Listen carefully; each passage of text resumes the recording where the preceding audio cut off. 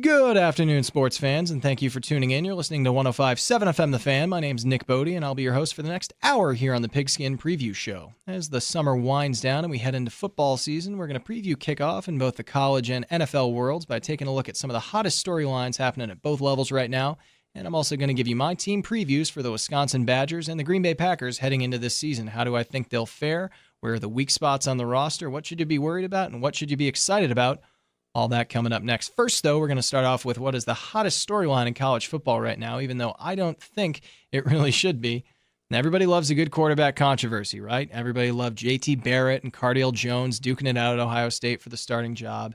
And allegedly, there's a quarterback controversy going on right now at Alabama. I say allegedly because I don't think it's a competition at all. I think it was clearly decided back in January. Now, let's flash back to that game. Jalen Hurts, two-year starter, comes in against the University of Georgia and has an abysmal first half, just horrendous. 3 of 8 passing, 21 yards through the air, another 47 rushing, but couldn't get anything done. Just couldn't get the offense moving, right? They go into halftime down 13-0. They were out of it. And Nick Saban said, hey, I got to make the switch. He brings in true freshman Tua Tagovailoa. Tagovailoa, the number 1 rated dual threat quarterback coming out of high school the year before, and he showed why. Comes off the bench hot, throws 2 touchdowns, gets him right back in the game. They go into overtime. He's backed up on 2nd and 26. True freshman, but ice water in his veins, drops back, throws an absolute dart.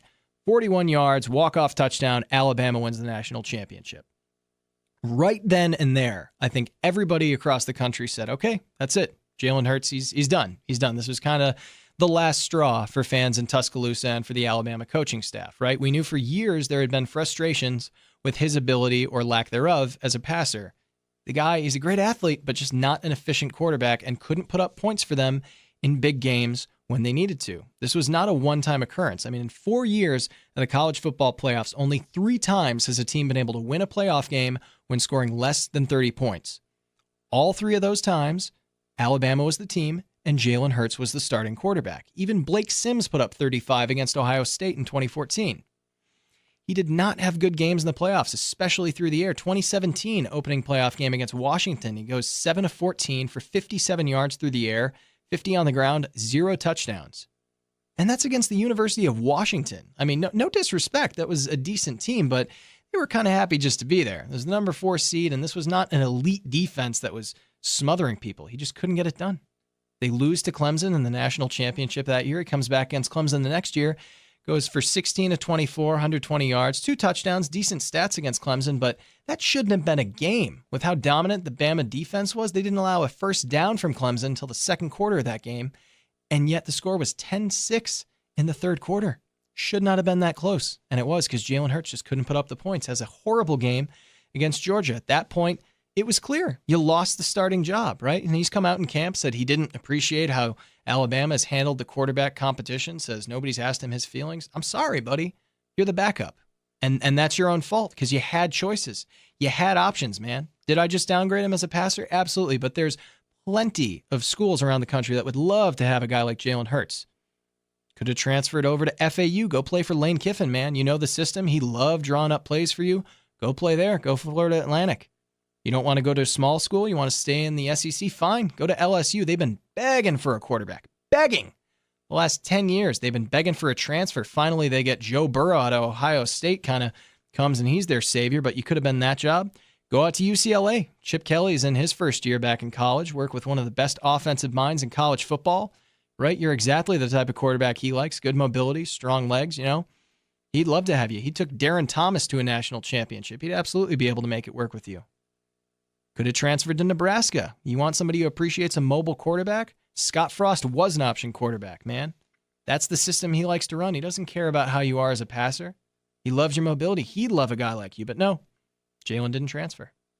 So, okay, so maybe you're a team guy, which we know he is. Team first. He's a great kid.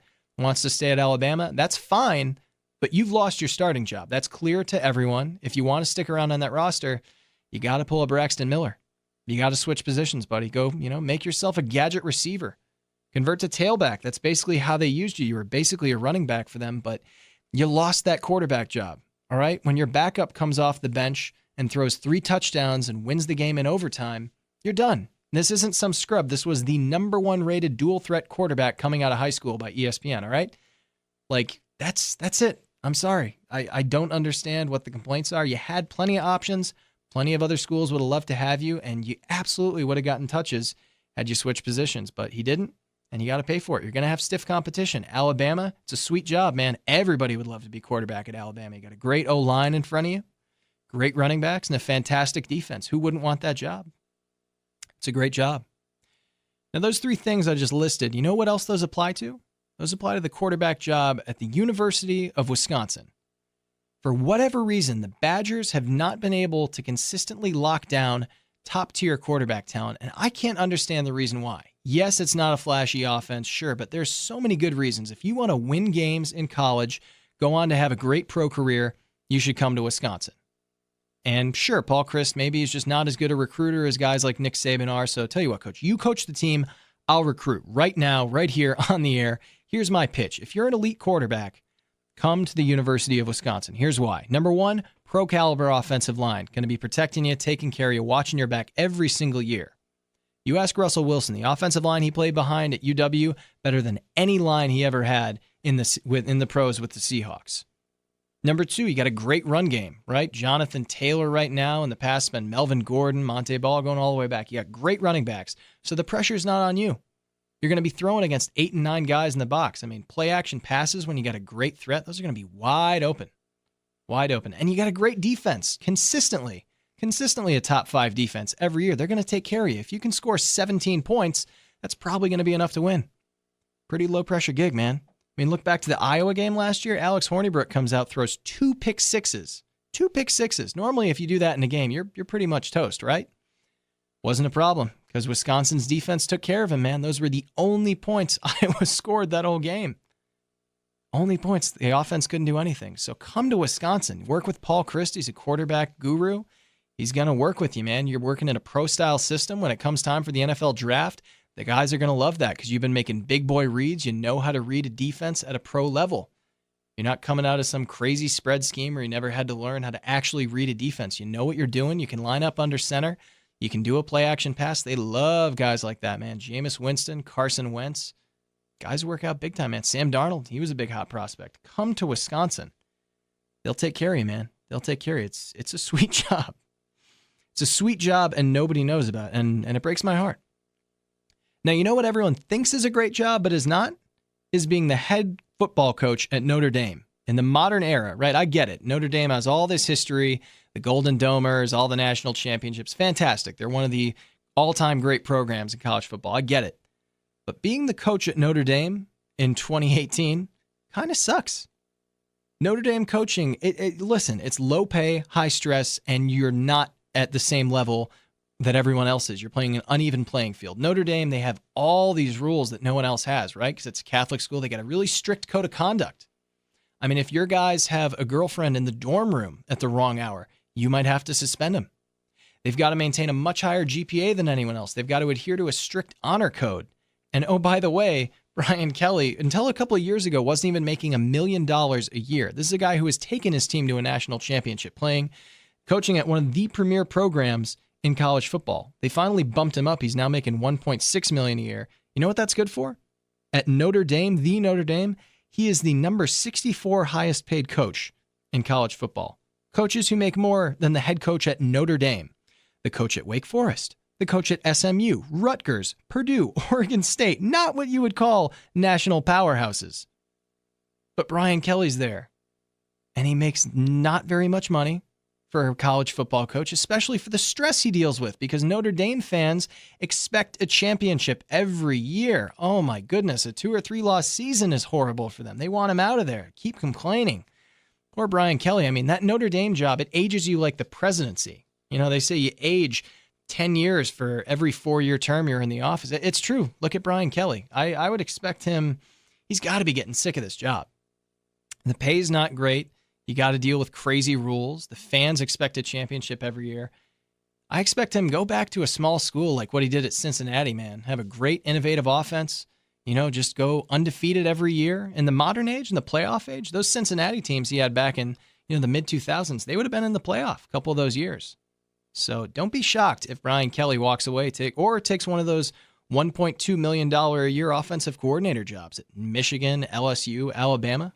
They pay big money for a guy like that, man, and they are they're a lot less stress than that job at Notre Dame, man. A lot less stress. So, in conclusion, Notre Dame job, not too awesome, but being quarterback at Wisconsin, pretty sweet gig, man. Come aboard, because that program is an elite quarterback away from being national championship contenders. I can promise you that.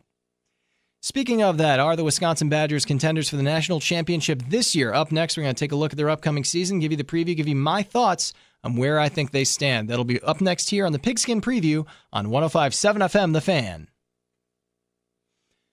Welcome back to the Pigskin Preview Show here on 105.7 FM The Fan. My name's Nick Bode, and we're taking a look at the upcoming college football season as well as the NFL. But first, we're going to stick with college. Talk a little bit about how the Wisconsin quarterback job, it's a sweet gig, man. It's a sweet gig that nobody seems to want, but somebody should take it. I'm telling you, elite quarterbacks come to UW. Just be efficient, complete 65% of your balls, don't turn it over. You'll be in good shape. The team itself, they're in good shape heading into this year. Surprising amount of hype. I've been a Wisconsin football fan for a long time. Normally, they don't get a whole lot of love from the national media. You know, they're not a sexy program, not a flashy offense, not a lot of stars, but all of a sudden the offensive line is on the cover of Sports Illustrated. CBS has them picked a lot of preseason All-Americans. They've got Coach Paul Chryst for Coach of the Year. I mean, they're getting a lot of respect on the name, as Birdman would say. Picked as the number 7 team in the coaches poll. AP poll came out today, number 4 in the country, right? First team All-Americans, first and second team predicted by CBS. They got Jonathan Taylor, David Edwards on the first team. Second team, Bo Benshaw, TJ Edwards, Dakota Dixon on the second team. That is 5 guys on the first and second team, most of any school in the country. And I think they're pretty set, man. They're coming off a great undefeated season. I think they'll be pretty darn good this year. Looking at the offense, I mean, they're stacked. They returned this entire offensive line, who should be among the best units in the country, if not the best, right? Consistently return all these starters. You got a Heisman contender in Jonathan Taylor. He's back after a freak season last year. I mean, everybody kind of thought, okay, Bradrick Shaw, he's probably got the starting job. Jonathan Taylor, nobody really knew who he was. Nobody was expecting much. And he comes out and wham, sets the FBS freshman rushing record, right? 1,977 yards, just absolutely unreal. I mean, he's probably going to go for 2,000 this year. And it's not just him. They're loaded at depth at running back. Loaded. Bradrick Shaw coming back off an injury. Chris James, great third down back, guy who knows Paul Chryst's system. He's been with Chryst since Pitt. Got Garrett Groshek and Tywan Deal, both guys who have shown they can produce. Groshek came on strong last year. Tywan Deal, he's been out with an injury, but don't forget he had 500 yards as a freshman. Man, he can contribute. And you can't forget about the fullback either. This is Wisconsin. Alec Ingold on short yardage, man, especially when the weather gets cold. They'll hand it off to him. They'll give it to him up the gut. Now, they are admittedly a little thin at tight end this year. They got Troy Fumagalli gone, but they got some solid guys coming in. You know, Peniston, he'll be decent. They got Xander Newville, who's a really strong blocking tight end. You need that in the Wisconsin system. And watch out for Jake Ferguson, man. The freshman, if they decide to give him some play time as that kind of move joker tight end, just a pure pass receiver, he'll be really, really solid. Throwing him the ball, you got Alex Hornibrook, who has looked great in this year. You know, coming off January, he had that monster game against Miami, right? That Miami defense that was touted for the turnover chain. We're going to get turnovers. He'd been a little turnover prone. Not that game, man. Comes out lights out. Lights out. 258 yards, 4 passing touchdowns, no interceptions. He was fantastic, wasn't he? But that's the problem. With Alex Hornibrook, it's kind of good Hornibrook, bad Hornibrook. You never know which version you're going to get. There's the version that played against BYU, had 1 incompletion and 4 touchdowns. And then there's the version that comes out and throws 2 pick sixes against Iowa State. Alex Hornibrook has looked great in some games, but overall, he's had a lot of issues with interceptions, man. 2016, 9 touchdowns, 7 interceptions. Last year, 25 touchdowns, but 15 picks. 15 picks. That ties him for 5th most in the country. Most in the country was 18, to give you an idea. So he's got to learn not to do that. I mean, at Wisconsin, if you're going to be a quarterback, like we said before in the previous segment, you don't need to be a world beater. Just got to be efficient. You got a great defense. You got a solid run game. If it's not there, don't force something. Live to play another down. You know, this isn't Texas Tech. You don't need to be going out trying to throw for 500 yards and 6 touchdowns so your team can win 55-52. You put up 17, 21 points, you're probably going to win the game. Another guy who's been struggling with turnovers is Jonathan Taylor. You know, despite the great year he had last year, almost 2,000 yards, it also came with 8 fumbles. That's more than any running back in the country. Now, granted, he carried the mail a lot more than most running backs, but still, everyone else around him on the list of most fumbles is a quarterback.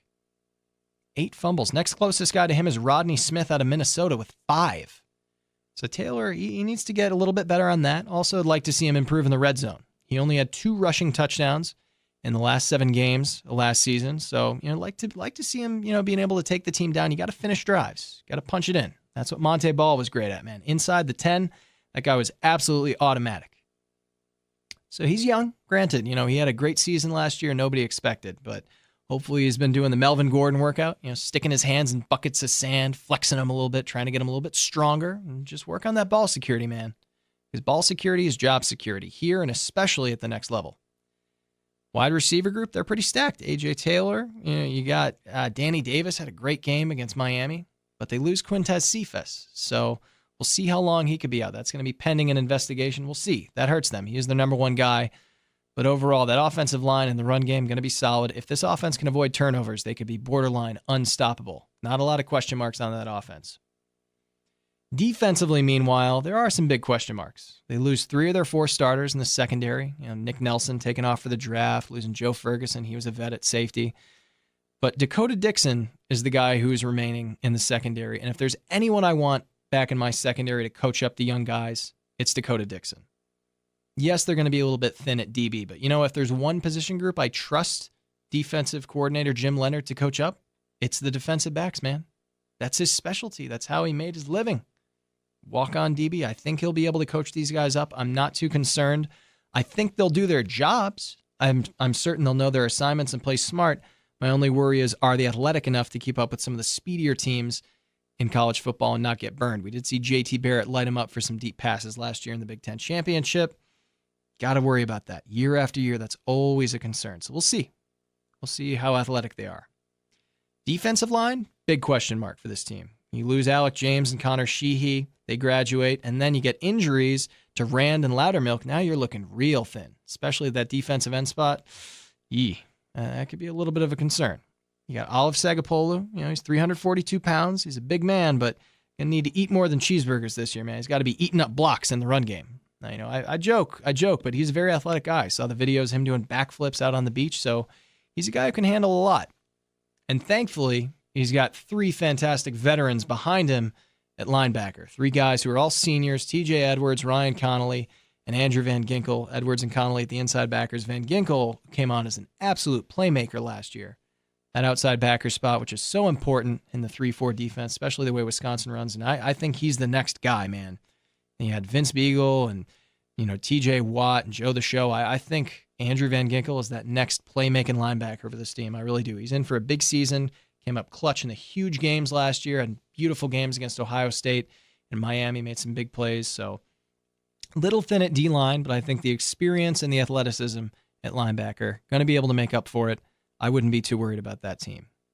Overall, they need a quarterback. They need one of their corners to step up as the next Nick Nelson. You need that playmaker, the guy who's going to line up on the other team's number 1 receiver, take him away, swat the balls away. You need that. Defense overall, some question marks, but I think Jim Leonard will be able to coach him up. Special teams should be set, but it could be a question mark. We don't know. Rafael Gaglianone, he's hurt. We don't know if he's going to be back. Week 1, it could be Colin Larsh out there kicking field goals. So, Colin, I hope you're ready. You might have to play. We'll see. Gaglianone's been great, but he might not be there. Overall, this Wisconsin Badger team, how do I think they'll fare? Pretty darn well. I think this will be a throwback to the 2010-2011 teams when Paul Chryst was the offensive coordinator, and they just put up a whole lot of points. I remember going to see him put up 83 against Indiana. They'll be, just unstoppable. I think Alex Hornibrook takes the next step this year. I think he's got enough experience. I think he's got enough help that he knows he doesn't have to force things, do it all himself. Question is, can they avoid the trap game? I think they'll do pretty well, their regular season schedule. But can they avoid that late season trap game, especially Northwestern? Always seems to give this team problems, right? Northwestern, you kind of look past them in the Big Ten. You say, we beat all the other big teams. But Northwestern is made up of a lot of the smart kids from the Illinois, Wisconsin area, smart athletes who weren't necessarily good enough to go to Wisconsin. So they go to Northwestern, and they got a chip on their shoulder. They view Wisconsin as a rival, even though we don't really register them on our radar. Overall, I think this team finishes 11-1. I think their loss is either going to be to Penn State, who we don't play well against recently, especially in Happy Valley. It's a big home field advantage. They're 0-3 against Penn State since 2011. If they get past Penn State, I think they're going to get a little bit too complacent, and I think they lose to Northwestern. I'm not afraid of Michigan. I think Jim Harbaugh, year after year, I'm told how great Michigan's going to be. I don't buy it. I don't buy the hype. I don't care who his new quarterback is. I think even in the big house, this offense is going to be able to go in and get it done. I think they go 11-1. I think they win the Big Ten West. I think they beat Iowa, of course, and I think the conference title is going to come this year. Finally, they're going to end the bad juju in the Big Ten championship. Throw it back to the days of Russell Wilson and even that 2012 team when they just spanked Nebraska, put up what was it, 73 points. I think they win the Big Ten title behind a high-powered offense. Ohio State, they're having kind of an off year. Penn State lost a lot. They lose Mike Gesicki, Saquon Barkley, a lot of their receivers. I think Wisconsin is able to win on offense, and I think this defense is able to do just enough to, do their jobs, keep them in games. But I would expect them to be putting up a lot of points this year, and I expect Jonathan Taylor to be a lock for the Doak Walker Award, if not the Heisman Trophy. He's going for 2,000, folks. Mark my words. Moving on from college football, going to be talking about the pros up next because we need to have an intervention, folks. There is a team in the NFL that is living in the past. They are stuck in the past. They refuse to acknowledge reality. We're going to try to work through it with them. That's coming up next here on the Pigskin Preview Show. Welcome back to the Pigskin Preview Show here on 105.7 FM The Fan. My name's Nick Bode. Thanks so much for listening. We really appreciate it. Just chatted some college football. Now we're going to move on to the NFL here, folks, the next two segments. Got a preview of the Green Bay Packers coming up. But first, there's a team that we need to have an intervention for, folks. There is a team in the NFL that was great a couple of years ago, but they are stuck in the past, man. They're stuck in the past. They're living a lie, and they refuse to accept what they are right now, their current state. The 2013 Seahawks were a great team, right? You remember that team? LOB, they had the best defense in the NFL. Marshawn Lynch, beast mode in his prime. And that defense was unbelievable, man. They won games, on the power run game and just shutting people down on defense. Went into that Super Bowl, spanked Peyton Manning, that 2013 Broncos offense that was the highest scoring of all times, right? Wasn't that awesome? Seattle finally won a Super Bowl. That was great. And at the time, their quarterback was a young guy named Russell Wilson, second-year QB, just kind of a game manager. They didn't ask him to do much, right? But times change. Times change, and this team refuses to adapt. Now, the best coaches and organizations, they adapt based on talent, right? The West Coast system came about because in Cincinnati, Bill Walsh was the offensive coordinator. They had a quarterback named Virgil Carter. Didn't really have a very good arm, so he developed a passing game around short, quick timing patterns. Same thing with Don Shula. He adapted to his talent, won 2 Super Bowls in the early 70s, went undefeated. Pound and Larry Zonka and Jim Kick up the middle, power run game, that's what his identity was. But you know what? When he drafted Dan Marino in the 80s, he switched things up. He got smart. He let Dan Marino sit back in the shotgun. They spread the field out, man. They threw it 40, 50 times a game. Unheard of at that time. But he knew what he had in Marino, and he was smart enough to use it. The Seahawks have an MVP caliber quarterback of their own, but they don't want to build around him. And I absolutely don't get it, guys. Drives me insane. Insane!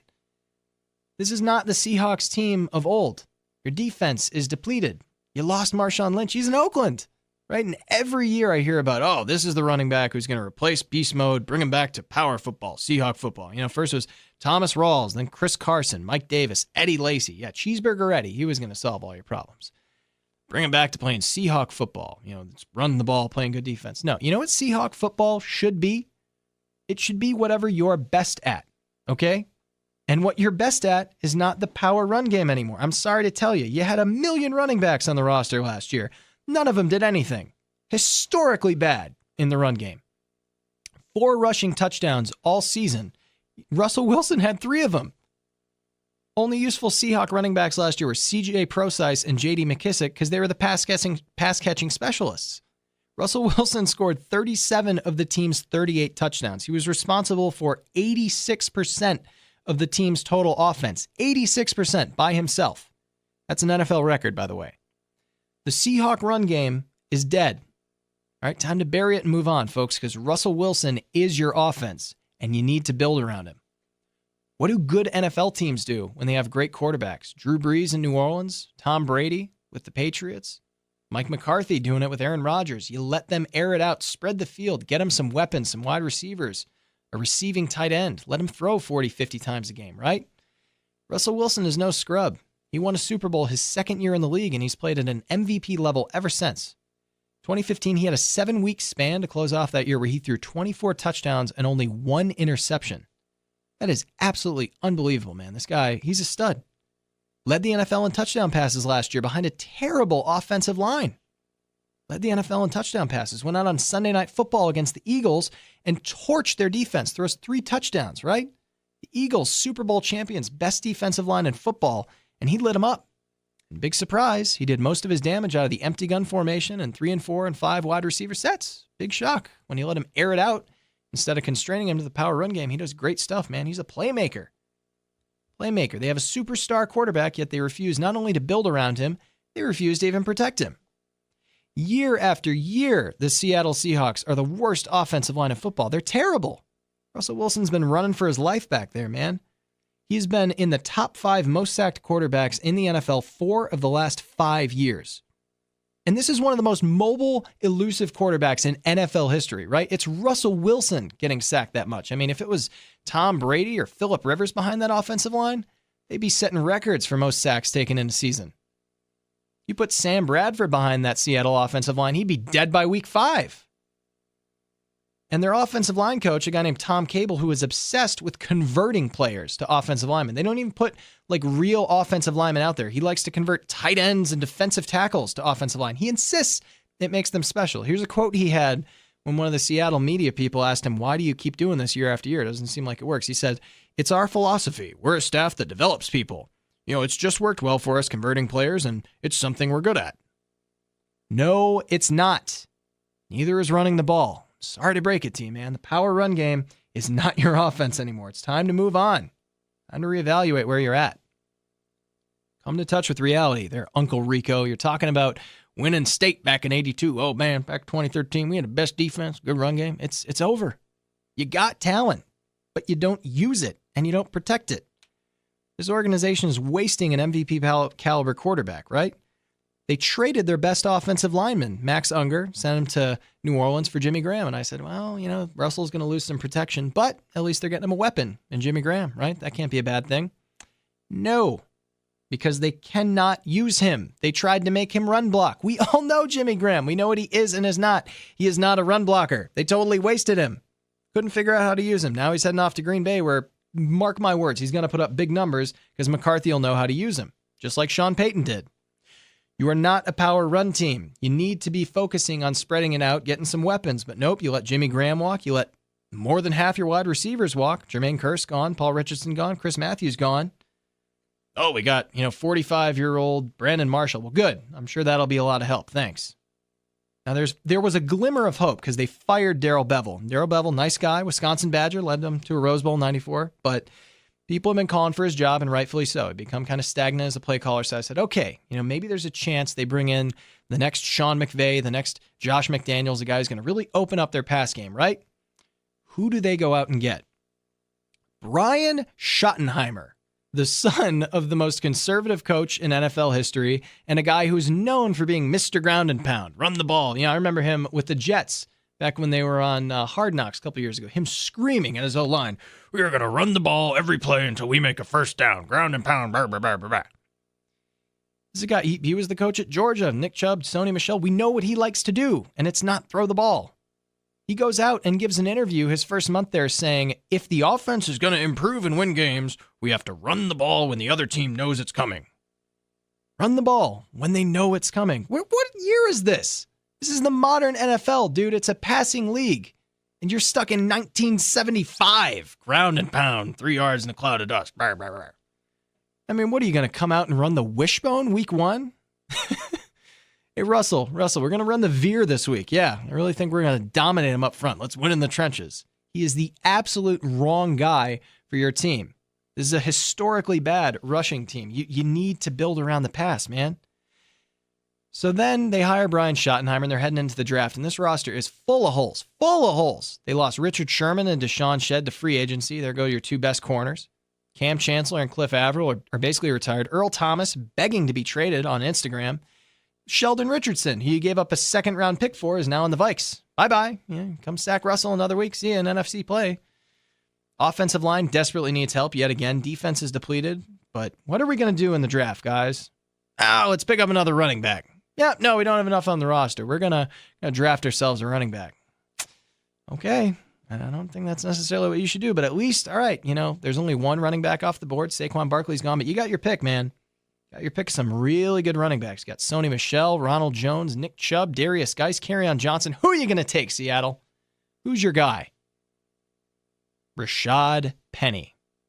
Rashad Penny out of San Diego State. Listen, I watched a lot of pre-draft coverage. Rashad Penny, not only was he not anyone's top running back, he was not in anyone's top 5. He's a nice kid. I'm sure he'll be a decent, semi-productive NFL back, but he's not worth a first-round pick, especially when you have this many holes.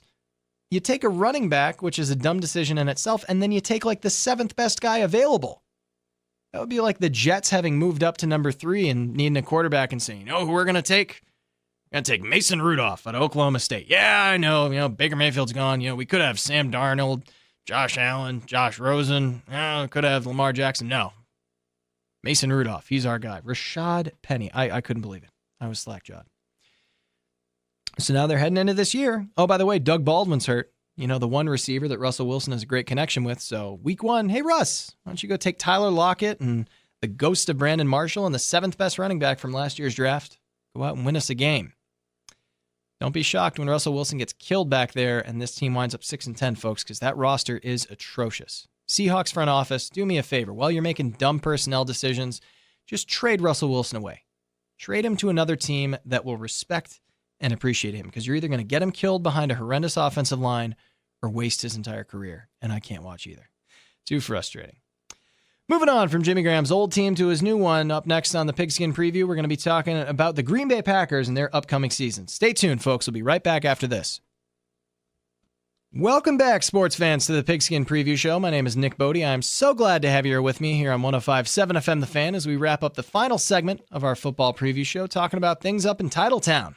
How did the Packers look this year? I'll tell you what, I think they look pretty good, man. I'm excited about this team. They shook things up in the offseason. Finally got rid of Dom Capers and Ted Thompson. Got a new D coordinator, new GM. Brian Gutekunst made some great moves, had a nice first draft. Fleeced the Saints out of a pick for next year's draft, first rounder for next year. Picked up 2 of the best corners in the draft. We desperately needed help in that defensive backfield. I feel good about this team, man. I think people should be excited. Offensively, we know the story. I mean, number 12, he's coming back. If Aaron Rodgers is healthy, this team is going to be one of the best offenses in the league. We know the story, especially with the depth they have at running back. 3 really good backs in Montgomery, Jamal Williams. Aaron Jones will be out the first couple weeks of the suspension, but when he comes back, I mean, those guys are all fantastic. Bringing in Joe Philbin, bringing him back from the great days of 2010, 2011, when this Packer team won a Super Bowl, one of the best offenses in the league, went 15-1, 2011, and I think he'll squash some of Mike McCarthy's more conservative tendencies, so that'll be a good thing. Hopefully get back to spreading the ball out a little bit more, throwing it around, airing it out. And they got some great talent to do it with, man. They picked up Jimmy Graham and Mercedes Lewis in the offseason. Jimmy Graham to Aaron Rodgers to Jimmy Graham. That could be borderline unstoppable, man. Strong arm, accurate QB, thrown to a huge target who knows how to box people out and play the ball in the air. And that'll break your heart. There's no way to scheme around that. It's just pitch and catch. Devontae Adams, he's also due for another big year. I mean, rare combination of size and rack ability. He's got the big frame. He can go up for the back shoulder fade, but he'll also break your heart, man. He'll take a slant. He'll take that the distance, right? Cleveland Browns saw that last year in overtime. Took a short pass and bam, right into the end zone. So, he got paid. He's the number 1 guy. Jordy's out of town now, and I think Devontae's in for a great year. Not a lot of talent behind him necessarily at wide receiver. I think Randall Cobb, he's fine. He'll be a decent number 2, but a lot of question marks beyond that, I think Geronimo Allison's solid. They drafted a lot of young rookie receivers this year, and they're kind of seeing which ones they want to keep. But let's be honest. I mean, this is Aaron Rodgers. He can sort of make anyone good. And this guy made Jeff Janis look like Randy Moss in the playoffs a couple of years back. As long as these receivers can catch the ball, they're going to be fine. The only thing Aaron Rodgers can't make up for is drops. Right? We remember Gisele Bündchen saying after the Super Bowl in 2011, my husband can't catch the ball too, which the Patriots found that out the hard way in last year's Super Bowl. Don't throw Tom the ball. He's not Nick Foles, but the only thing Aaron Rodgers can't deal with from these young receivers is drops. And that's why I think a guy like Jamon Moore, he's had issues holding on to the ball.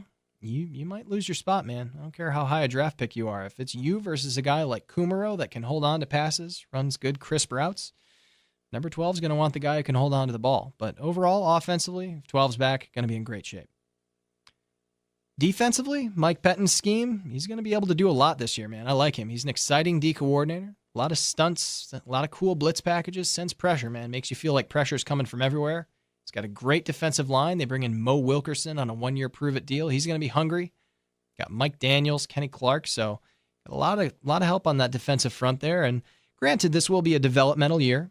Mike Pettine known to run a very complex scheme, so expect there to be some blown coverages. There will for sure be a lot of substitutions. This is a young defense. It's a complex scheme. They're learning it. So veteran leadership, especially in the defensive backfield with so many young guys, is going to be really big. That's why I love the addition of Tramon Williams, bringing him back, the veteran.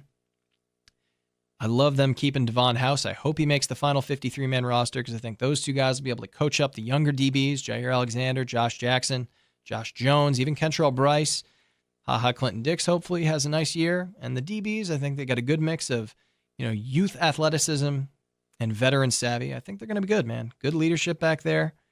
They could use just a little bit more safety help, I think. Losing Morgan Burnett hurts, and we all know, especially in the modern era of sub packages, Mike Pettine likes to run a lot of those big nickel packages where he's got 3 safeties. Josh Jones probably going to be playing a lot more down in the box, almost like a hybrid linebacker. So, yeah, you could probably use another safety. And there's a lot of vet safeties out there you can get for pretty cheap, man. Eric Reed, he's a great guy in coverage. Bring him in. George Iloka just got released from the Bengals. So maybe a little bit of help at safety wouldn't necessarily hurt them. But I think overall they're in good shape. Losing Jake Ryan, I got to tell you, I'm not heartbroken. I don't ever want to kick anyone while they're down. I'm certainly not glad that he got hurt.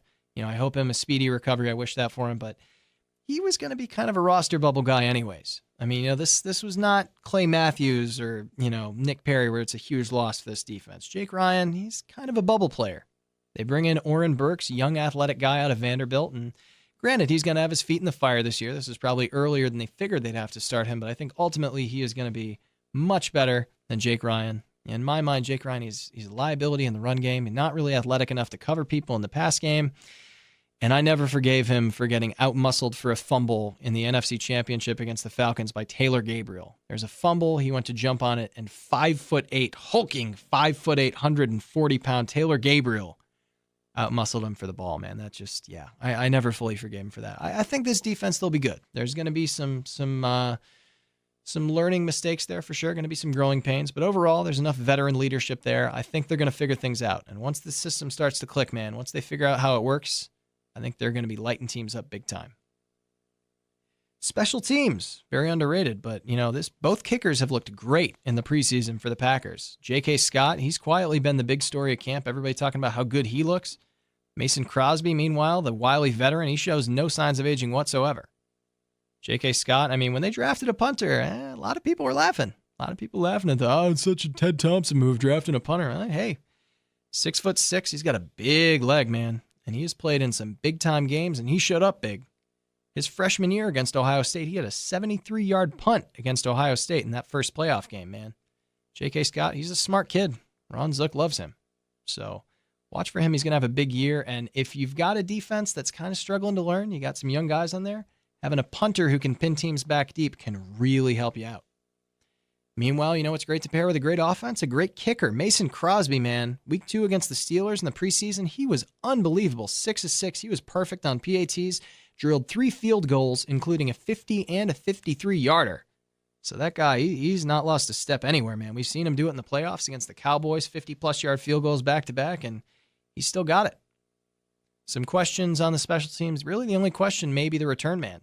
I'm not sure Trevor Davis has got a job anymore. He was kind of their return guy, and I don't know. I think maybe you let one of the young D-backs fill in. Certainly Jair Alexander was a solid returner in college.